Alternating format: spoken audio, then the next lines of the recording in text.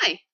What I'd like to talk about today is how to glean as much information as you can from the sources you find using the databases, both for your works cited entry and for the information that you pull out for inclusion in your essay. Now, on in the second module, there is a sheet entitled General Questions for Any Reading. Now, this is going to be incredibly helpful for you in that it will help you guide you through looking at the different sources that you found and identifying the key points instead of just looking at the source and saying, okay, now what? The first thing on the list is to highlight and annotate the reading. Highlighting is fairly simple. Take highlighter and mark your page. Annotating means making comments in the margins, either relating to counterpoints, your main points, maybe questions that you have that will lead you to other sources, things like that. Also, you'll need to identify your author and the source. Now, a lot of times, especially with certain websites and web sources, they will not include either of those pieces of information. If you can ascertain both of those, great. If you can only ascertain one, that'll suffice. One of the other things it'll ask you is the source or the author credible and reliable? That is, is it a credible source? Meaning, is it a academic journal? Is it a formal website that ends in .gov, .org, .edu? Is the author credible? Do they have degrees or titles in their name or after their name? And that will let you know that if those things are there, that they are written for a specific purpose, for a specific audience, and it's not just some Joe Schmo off the street writing off the top of their heads. That these are researched, well thought out articles. You'll be asked what the central point or the main idea of the reading is. And that's really important to keep in mind, because if you cannot figure out what the main point is, then how are you going to apply that to your main point? So keeping that in mind. 4 key details of the reading. So after you've read this article, no matter how long it is, if you're to pull somebody aside in the hallway, down in the commons, in the library, the learning center, wherever, and say, hey, I just read this great article, and here's 4 things you need to know about this article. If you can find those things within that article, then you have thoroughly read it. Sometimes you have to go back and read it a second or third time to find those 4 things. Now, that's not to say you necessarily have to have 4 things. You could have more, you could have slightly less, but 4 is a nice number to work with, so that way you have enough information to be able to talk intelligently about your article. Can you decide on what the author's purpose was and who the intended audience is? Because if it doesn't fall in line with your purpose and audience, then maybe it's not a good fit for you. What is the overall tone of the reading? Is it very serious? Is there a little bit of humor? Is it nostalgic? Is it simply straight reporting information? Those are things to keep in mind as well, because again, you'll be integrating quotes and paraphrases from those articles into your source or into your essay. So if it doesn't mesh with your tone, then you may have to do some reworking, meaning more paraphrasing than direct quotes, in order to make it work. That's not necessarily a bad thing. It's just something to keep in mind. And then to show that you are thinking critically about the reading, what are 2 questions you can come up with that you could ask yourself about the reading?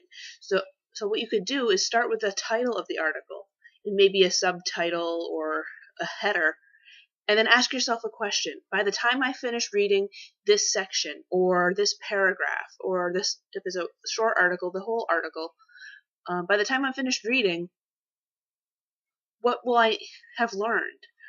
What are some questions that these things, like the titles, are sparking in your mind? This may have to do with topics or vocabulary, things like that. Now, what I'd like to do is show you how an effective way to highlight and annotate your articles. And this involves using an article found by using one of the databases from the Bagley Library. Excuse me. And what I am using is I'm on page 457 of your Norton Field Guide, which looks like this. I'm using this whole graphic here as a way to take my source and mark it up. Now, what I've done is this. I've got the first page of my article here, and as you can see, I've got some highlights and some numbers. And what I did is I went right down the list of the citation. And this is for an article in a database. The first thing that for any source is to find the author, which I found right here. So I highlighted it and I marked it with a number 1. The next piece of information is the title, and I highlighted that and marked it with number 2. The next is the source in which the article originally appeared. This is not the database. This is where it originally was published. And so that may take some hunting down. A lot of times, especially since this is done in a PDF format, all that information is going to be right here at the top. If you are using an article found in the Times-Union, the Schenectady Gazette, those pieces of information may be in different parts of your printed article, so you'll have to do a little bit of hunting. But for simplicity, I'm using this one. So in this case, the publisher is Academic Quarterly. Here they abbreviated it. You will have to write it all out, unfortunately. No abbreviations in publication. And I marked that with a number 3. The next piece of information is the volume and issue number. Now in this case, you can see right here, the number 24 is representing the issue number. I believe it's the issue number. This may be the...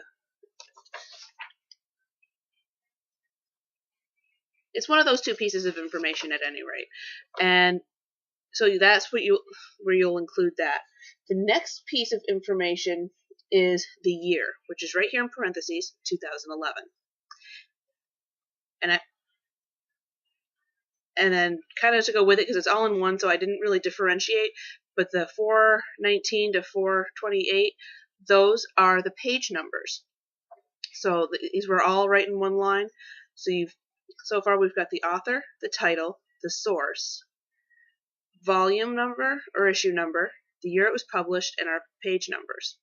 Now, right below it, this DOI, that's going to be useful if you're using APA format. Since we're using MLA format, disregard that DOI.